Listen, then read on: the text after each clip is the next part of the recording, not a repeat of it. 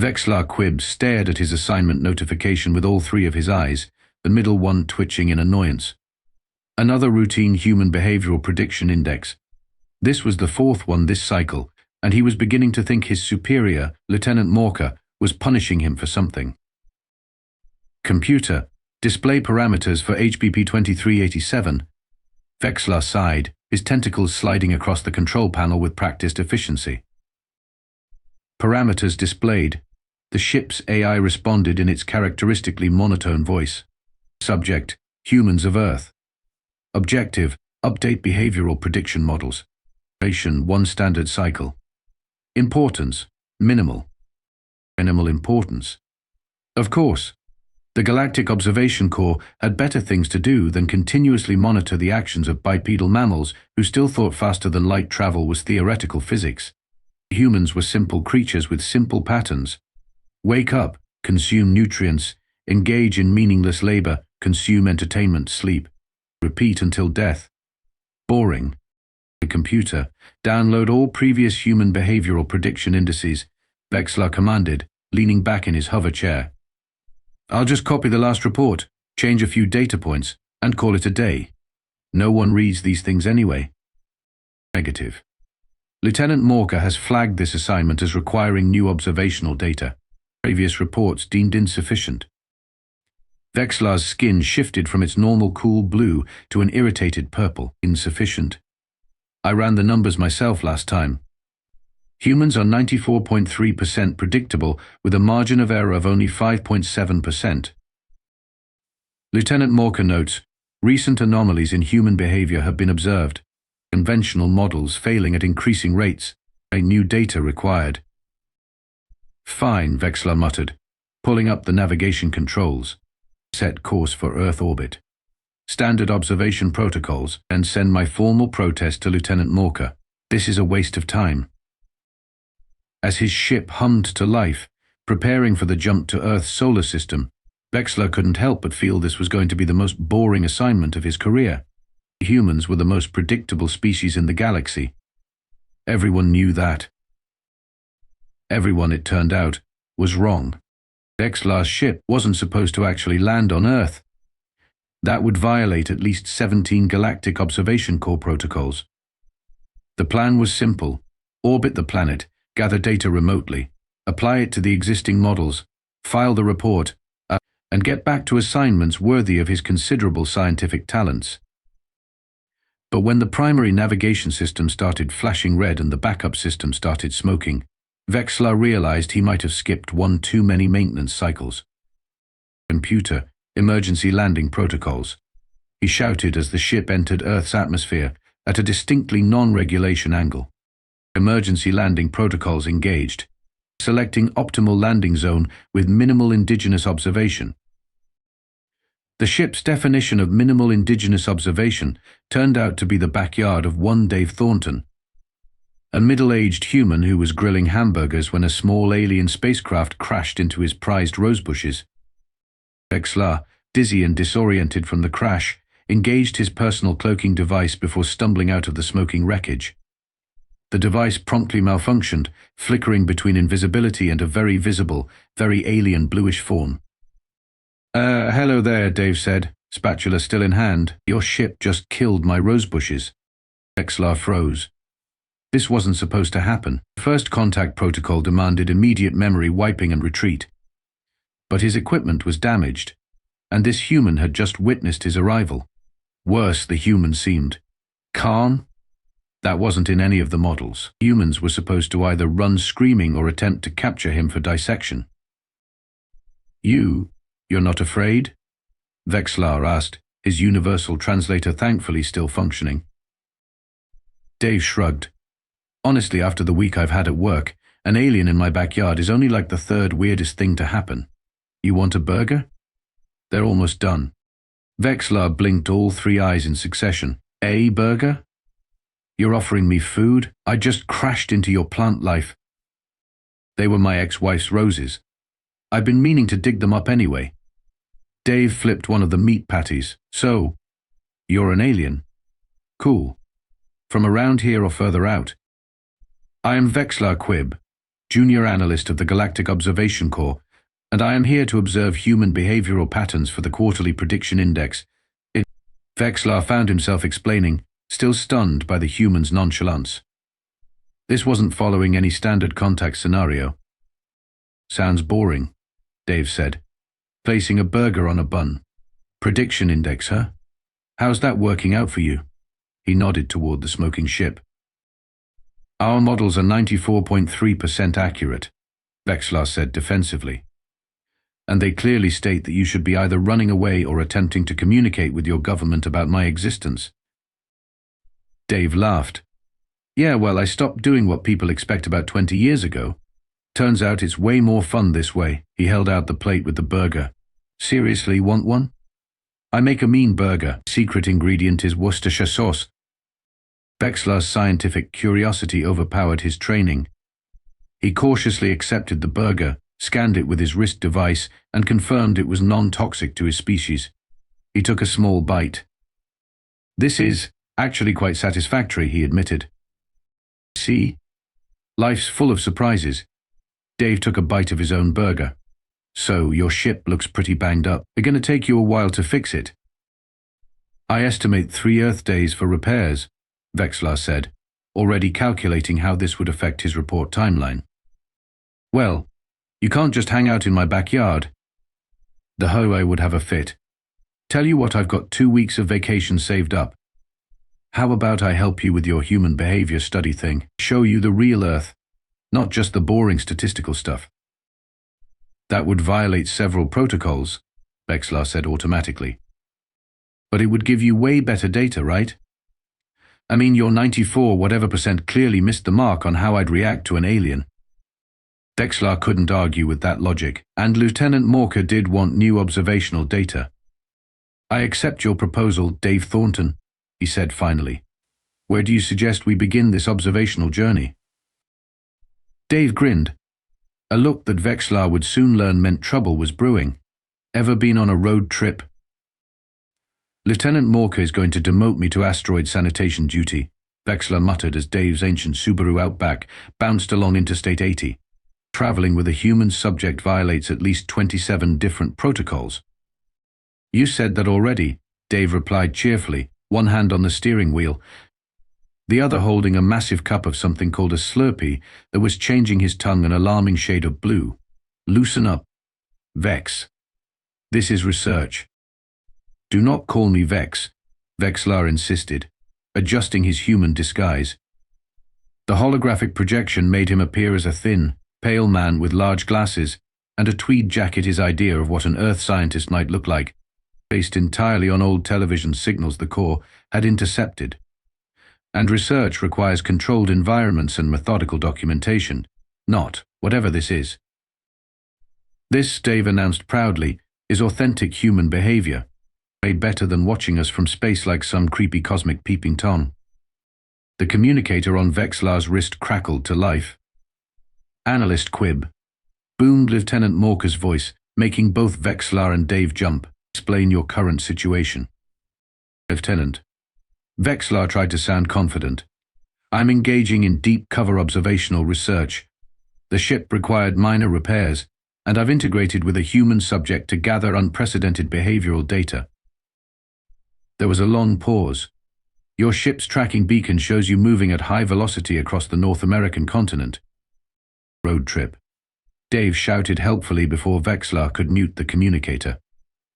Was that a human voice? Have you revealed yourself to the indigenous population? It's a complicated situation, Lieutenant, Vexlar said, sweat beading on his forehead. But I assure you, this will result in the most comprehensive human behavioral prediction index ever compiled. You have 7 solar rotations to complete your assignment, Analyst Quib. If your report is not exceptional, I will personally ensure your next assignment is monitoring bacterial evolution on the methane moons of Rigel 7. The communication ended. Dave looked over at Vexlar with raised eyebrows. Your boss sounds like a real joy at parties. Lieutenant Morker is one of the most respected analysts in the Corps, Vexlar said stiffly. And now I have even less time to complete this assignment properly. Then we'd better make the most of it. Dave swerved suddenly, taking an exit ramp. Next stop, world's largest ball of twine. Over the next 3 days, Vexlar's neat observational notes devolved into increasingly frantic and confused entries. Day 1. Human subject insists on visiting oversized replicas of mundane objects. Significance unclear. Collected 17 souvenir items with no apparent function. Day 2. Consumed something called gas station sushi. Spent 3 hours experiencing Earth's primitive waste disposal facilities firsthand. Human subject found this hilarious. Predictive models failing. Day 3. Human subject picked up 3 more humans at a location called Dave's college buddy Frank's place.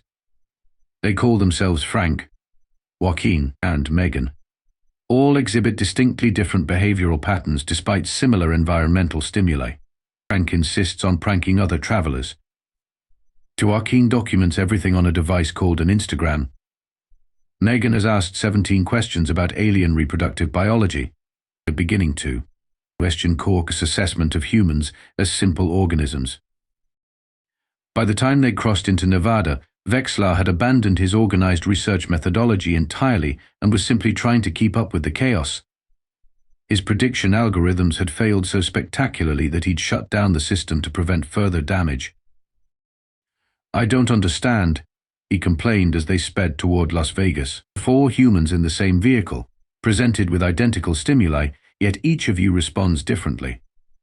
Frank threatened to fight a man at the last fuel station because he looked at him funny, while Joaquin befriended an elderly couple and is now invited to their grandson's wedding.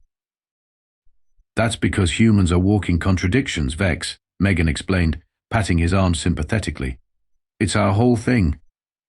"But that's not scientifically viable," Vexlar protested. "Species develop consistent behavioral patterns to ensure survival. Your unpredictability should have led to extinction long ago." "Maybe," Dave said with a grin as the glittering lights of Las Vegas appeared on the horizon. "That's exactly why we've survived." Las Vegas, Vexlar quickly decided, was either humanity's greatest achievement or clearest evidence of their collective insanity. Possibly both. "But this entire city exists for recreational activities?" he asked incredulously as they walked down the strip, his holographic disguise drawing much less attention than the actual humans in their group. Joaquin had acquired a hat shaped like a flamingo. Frank had already lost $30 to a street performer. Megan was collecting drinks in souvenir cups shaped like the Eiffel Tower. Vegas, baby. Dave spread his arms wide. "If you want to understand humans, this is ground zero. Every human desire, ambition, flaw, and fantasy concentrated in one glittering neon package." Vexlar's data collection device was working overtime, struggling to process the sensory overload. The environmental conditions are artificially maintained at levels that should induce discomfort. Yet humans appear to be enjoying themselves. The acoustic levels exceed recommended safety thresholds. Many humans are voluntarily surrendering currency in exchange for statistically improbable outcomes. "It's called gambling," Vex, Frank said, slinging an arm around the disguised alien's shoulders. "And we're going to teach you how to play poker." "I must decline," Vexlar said firmly. "Direct participation would compromise my objectivity." 3 hours later, Vexlar sat at a poker table in the Bellagio, a stack of chips in front of him. A cocktail waitress keeping his glass filled with something called a purple nurple that his scanner insisted was mostly sugar and ethanol. "The statistical probability of the next card being beneficial to my current hand is approximately 17.3%, he muttered, unaware that the other players could hear him. "Dude, stop counting cards," Dave whispered. "They're gonna throw us out." "But the entire purpose of this activity is to accurately predict card distribution," Vexlar protested, his voice slightly slurred from the purple nurples. "I am simply applying basic probability mathematics." Unfortunately, at that exact moment, Vexlar's universal translator malfunctioned. Instead of speaking English, his next statement, a complex analysis of the dealer's shuffling technique, came out in his native Quiblaxian, a language that sounded to human ears like a combination of dolphin clicks and a dial-up modem having a seizure. The table went silent. The dealer froze. Security started moving in their direction. "He's a performance artist," Dave announced suddenly, standing up. "Ladies and gentlemen, you've just witnessed an exclusive preview of Alien Among Us, the hottest new avant-garde show coming to the Bellagio next month." The crowd, well lubricated with casino cocktails, actually applauded. Someone started filming. Joaquin, ever the opportunist, jumped up and started distributing fake business cards he somehow produced from nowhere. Vexlar, mortified and confused, found himself being hustled out of the casino by Dave and Megan, while Frank and Joaquin created a diversion involving the flamingo hat and an elaborate story about Nicolas Cage. "That was a close one," Dave said once they'd escaped to the relative safety of their hotel room. "I think we need to lay low for a bit." Laying low became immediately impossible when Joaquin burst into the room an hour later, waving his communication device frantically. "Dudes, Vex is trending. That alien language thing is all over TikTok. Someone remixed it with a beat, and it's blowing up." To Vexlar's horror, the screen showed his disguised fawn making Quiblaxian sounds, now set to an electronic dance beat. The video had 3.7 million views and climbing. "This is a disaster," Vexlar moaned, his middle eye twitching violently. "I've not only violated the non-interference protocol, I've become a form of human entertainment." "Look on the bright side," Frank offered. "You're famous without anyone knowing you're actually an alien. That's pretty impressive." Vexlar's communicator crackled to life again. "Analyst Quib," Lieutenant Morca's voice was dangerously calm. "Why are Earth communications networks suddenly filled with your voice-speaking Quiblaxian?" "It's a long story, Lieutenant." Vexlar sighed, "but I can explain everything in my report." "You've feigned. Your report is due in 48 hours. I expect it to justify this situation." As the communication ended, Vexlar looked at the four humans who had, against all probability, become his research team and friends. "I am, as you humans might say, completely screwed." Back in Dave's suburban home, surrounded by souvenir snow globes, tacky t-shirts and a half-repaired spacecraft, Vexlar was having what Dave informed him was a complete meltdown. "Nothing makes sense," the alien cried, tentacles waving frantically now that he'd disabled his human disguise. "I have 473 observation points that directly contradict each other. Humans seek both novelty and routine simultaneously. You form social bonds based on arbitrary shared experiences. You make decisions that defy your own self-interest. Your species shouldn't function. And yet here you are." Dave, calmly sipping coffee, watched as Vexlar frantically tried to organize his notes. "Maybe that's the point, Vex. We're not supposed to make sense." "That is not helpful." Dave Thornton. "I have a report due in 26 hours that's supposed to predict human behavior, and the only conclusion I can reach is that humans are fundamentally unpredictable." "So write that," Megan suggested. She'd stayed behind while Frank and Joaquin had returned to their normal lives, but not before extracting promises from Vexlar to hang out again sometime. "Write what?" "That the Galactic Observation Corps has wasted centuries trying to categorize a species that defies categorization.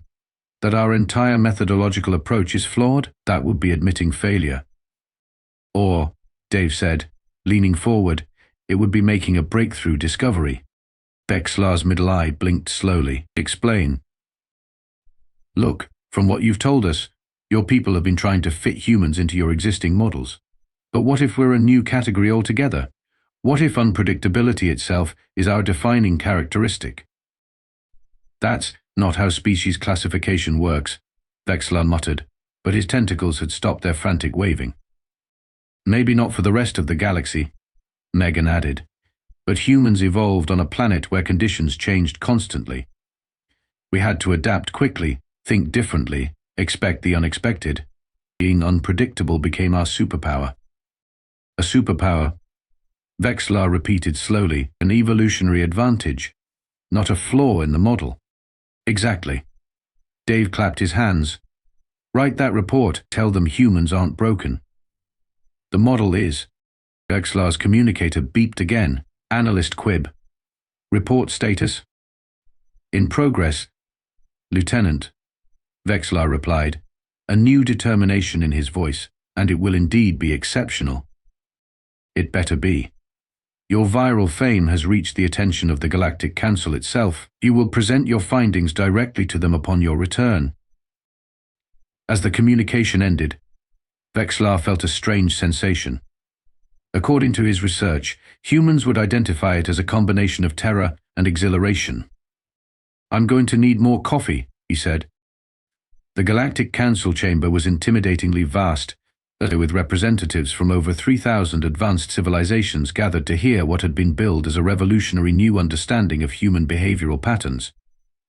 Lieutenant Morka sat in the front row, all 5 of her eyes fixed unblinkingly on Vexlar. Vexlar adjusted his formal corps uniform, remembered Dave's parting words, just be yourself unless yourself is boring, then be Nicolas Cage, and began his presentation. Distinguished members of the Council, for centuries, we have attempted to classify humans using our standard predictive models. Today, I am here to tell you that we have been asking the wrong question. We shouldn't be asking how do humans behave, but rather why do humans behave unpredictably, and what advantage does this give them? A murmur spread through the chamber. This was not the standard format for a behavioral prediction index presentation. My research, conducted through unprecedented direct interaction, it reveals that human unpredictability is not a flaw in our understanding, but the core evolutionary advantage that has allowed an otherwise unremarkable species to thrive in chaotic conditions. Vexlar displayed a series of data visualizations showing the wild variations in human responses to identical stimuli. Where other species developed specialized adaptations, humans developed adaptability itself. Where we seek patterns, they create disruption. While this makes them frustrating to categorize, it also makes them uniquely suited to solve problems that stymie more logical species. Lieutenant Morka's expression was unreadable, but she hadn't ordered security to remove Vexlar yet, which he took as a positive sign. To demonstrate, I have brought a human consultant who has agreed to assist the Corps in developing new methodologies for understanding Earth. The chamber doors opened, and Dave walked in, wearing his best suit, hastily purchased from a discount store before their departure, and looking only mildly terrified. This is Dave Thornton, who will now demonstrate human problem-solving by addressing a challenge that has confounded our best analysts, the paradox of Rigelian market fluctuations. Dave stepped forward, clearing his throat nervously. Vexlar had briefed him on the paradox during their journey to Galactic Headquarters, a complex economic problem involving 18 variables and 32 contradiction points. I looked at your space market problem, Dave began, his voice echoing in the vast chamber. And the issue isn't with your models. It's that you're assuming all traders are making rational decisions based on complete information. He proceeded to explain, in surprisingly clear terms, how emotional factors, rumor, and deliberate misinformation campaigns created seemingly random patterns that actually followed deep psychological principles rather than economic ones. The council was silent when he finished. Then the Grand Counselor, a being of pure energy contained in an ornate floating vessel, spoke. In 7 minutes, this human has solved a problem our analysts have struggled with for 3 cycles. Analyst Quib, what are you proposing? Vexlar stepped forward confidently. I propose the establishment of a new research division, Human Unpredictability Studies. Instead of trying to make humans fit our models, we study how their unpredictability itself functions. And I recommend Dave Thornton as our first human consultant. Lieutenant Morka stood up. Vexlar braced himself for a career-ending rebuke. The junior analyst's methods were unorthodox and violated numerous protocols, she began severely. Then, to Vexlar's shock, all 5 of her eyes blinked in the Quiblaxian equivalent of a smile. But the results are undeniable. I second his proposal and recommend his promotion to senior analyst to lead this new division. 3 months later, the newly established Human Unpredictability Division was the fastest-growing department in the Galactic Observation Corps. Dave had moved into a comfortable apartment in the diplomatic quarter of Galactic Headquarters, where he regularly confounded alien scientists with his intuitive approaches to their most complex problems. Vexlar, Now Senior Analyst Quib had just finished reviewing the latest report from Earth when Dave walked into his office. "Hey Vex, got a minute? Frank, Joaquin and Megan are visiting next week, and I was thinking we could take your new research vessel for a spin. There's this little nebula that's supposed to have amazing colors. That would violate at least 12 safety protocols," Vexlar said automatically. Then he smiled, all three eyes crinkling. "Let's do it." As it turned out, unpredictability was contagious, and Vexlar Quib wouldn't have it any other way.